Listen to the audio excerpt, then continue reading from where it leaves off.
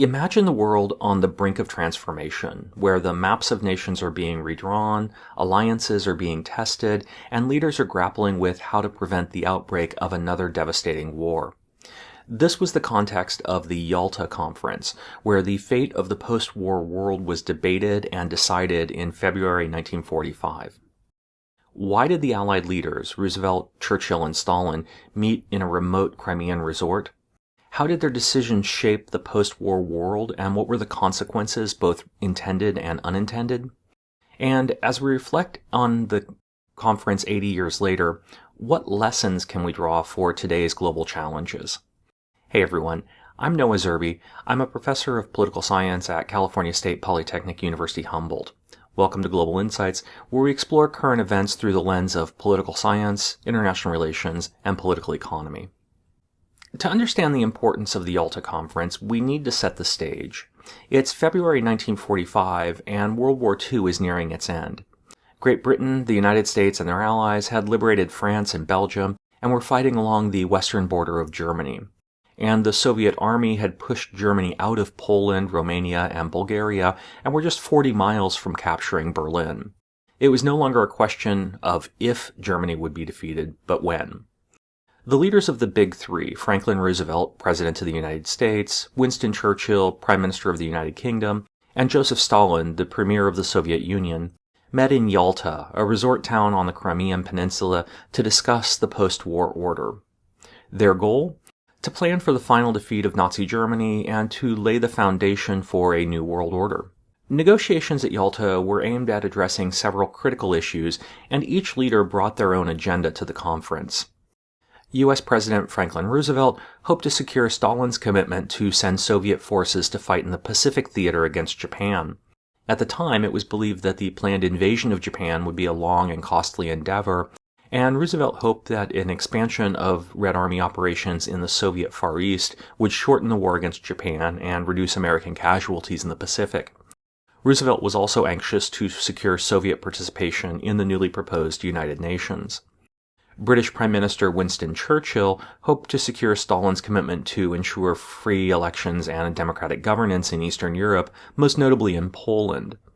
And Soviet Premier Joseph Stalin sought to establish a Soviet sphere of influence in Eastern and Central Europe, a concession he believed was necessary to protect Soviet national security into the future. Reaching agreement on these areas was not easy and required significant concessions. Stalin in particular was negotiating from a strong position, given that Soviet forces already occupied much of Eastern Europe and were well positioned to beat the other Allied powers to Berlin. To secure Stalin's agreement that Russia would enter the war against Japan, the US and Britain offered territorial concessions in East Asia. The US and UK agreed to Soviet demands that South Sakhalin and the Kuril Islands would be returned to the Soviet Union and that Mongolia would be granted independence from China. And in a secret side agreement, the US and the Soviet Union agreed to the division of Korea into spheres of influence. This agreement, made without British knowledge, would set the stage for the ultimate outbreak of the Korean War less than 5 years later. The Allies also recommitted themselves to securing the unconditional surrender of Nazi Germany, and they agreed to the conditions of Germany's subsequent occupation and demilitarization. Specifically at Yalta, it was agreed that post-war Germany would be divided into 4 occupation zones, one each controlled respectively by the United States, the United Kingdom, the Soviet Union, and eventually France. Berlin, the German capital, would also be divided between the 4 powers despite being deeply held inside the Soviet zone. At Yalta, Stalin also conceded to Churchill's demands and promised free elections in Eastern European countries liberated by the Red Army. The 3 leaders signed the Declaration of Liberated Europe, which promised to allow the peoples of Europe to create democratic institutions of their own choice and pledge themselves to the earliest possible establishment, through free elections, governments responsive to the will of the people. However, this promise quickly became a source of tension as the Soviet Union worked to establish communist regimes across the region sympathetic to their concerns and interests in Eastern Europe, helping set the stage for the ultimate outbreak of the Cold War. Finally, the conference also solidified plans for the establishment of the United Nations, an international organization aimed at maintaining peace and security. To secure Stalin's agreement, the United States agreed to a voting formula that granted the 5 permanent members, the United States, Britain, France, China, and the Soviet Union, the power to veto legislation or resolutions and to block unwanted action. While the Yalta Conference was a diplomatic milestone, it was also deeply controversial. Critics argued that Roosevelt and Churchill conceded too much to Stalin, allowing the Soviet Union to dominate Eastern Europe and sowing the seeds for the Cold War. While Roosevelt and Churchill likely believed these concessions were necessary to secure Soviet participation in the Pacific War and to establish the United Nations as the foundation for a lasting global peace, their critics remained unconvinced. Less than 3 weeks after the conclusion of the Yalta Conference, British Prime Minister Winston Churchill faced a vote of confidence in the House of Commons. The opposition criticized Churchill and expressed deep reservations about Yalta, arguing that the United Kingdom had effectively abandoned Eastern Europe in general and Poland in particular in the agreement. While Churchill survived the confidence vote, his Conservative Party was defeated in the general election of just a few months later. Roosevelt was similarly criticized. The U.S. ambassador to the Soviet Union, Averell Harriman, wrote in a cable to Roosevelt in March 1945 that the United States must come clearly to realize the Soviet program is the establishment of totalitarianism, ending personal liberty and democracy as we know it. In response, Roosevelt conceded that his view of Stalin had been overly optimistic and that Averell was right in his assessment. 80 years later, the Yalta Conference remains a cornerstone of contemporary international relations. It represents both the promise and pitfalls of multilateral diplomacy, casting a long shadow over global politics even today. On the one hand, the creation of the United Nations has been a lasting achievement, offering a forum for dialogue and cooperation on a global scale. Despite its many imperfections, the UN's played a critical role in preventing large-scale interstate wars, promoting human rights, and addressing transnational challenges like poverty and disease.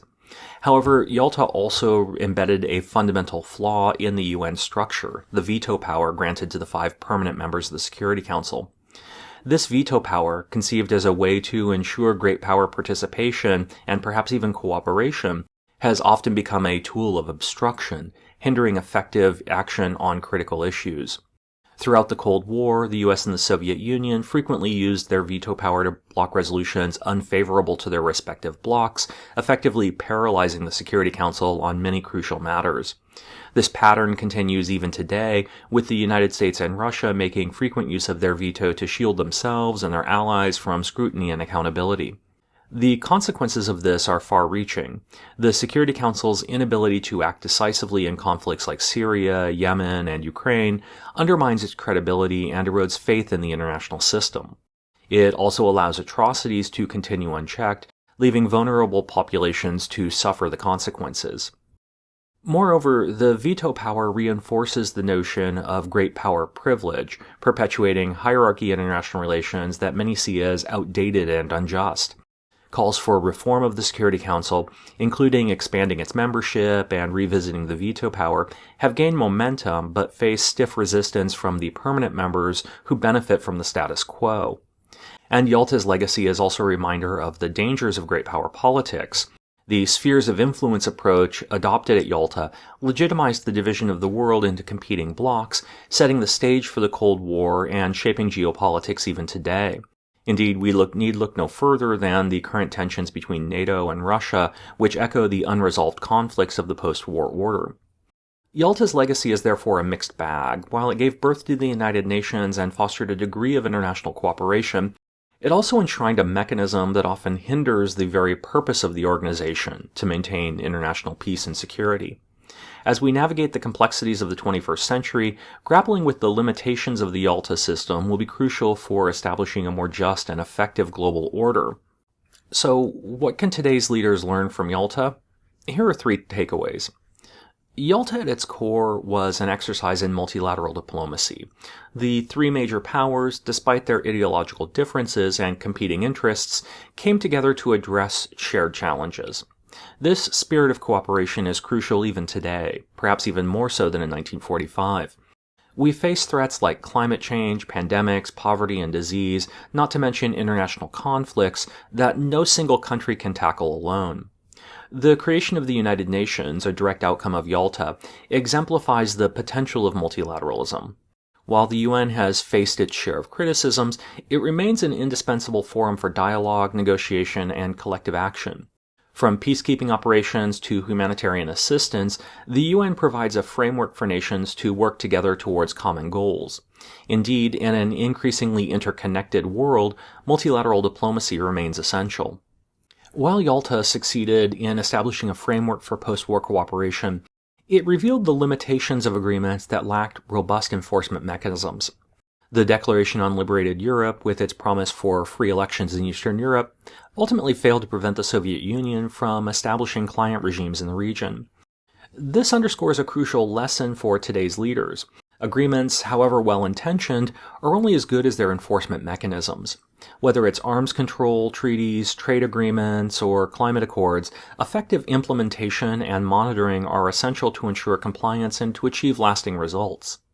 And finally, Yalta also reminds us that bold agreements, like the creation of the United Nations, can have lasting impacts. Amidst the devastation of World War II, the leaders at Yalta agreed to envision a different future, a world where international cooperation could prevent future conflict and promote global prosperity. This vision led to the creation of the UN and laid the foundation for the post-war international order. Today's leaders need a similar sense of vision. They must be able to look beyond immediate crises and short-term gains to address the long-term challenges and build a more sustainable, equitable world. Yalta serves as a potent reminder that even in the darkest of times, the pursuit of a better world is possible. By learning from the successes and failures of the past, today's leaders can chart a course towards a more peaceful, prosperous, and cooperative future. As we reflect on the 80th anniversary of the Yalta Conference, we see a moment that shaped the modern world. It was a meeting of great promise and profound challenges, a turning point that offers lessons for global politics today. But what do you think about Yalta's legacy? Do you think that the conference's decisions were justified, or could they have done more to prevent the outbreak of the Cold War and establish a more sustainable, just global system? Let me know in the comments section below. Don't forget to like, share, and subscribe to Global Insights to catch more explorations of history and current events through the lens of political science. Thanks for watching, everyone, and I'll see you next time.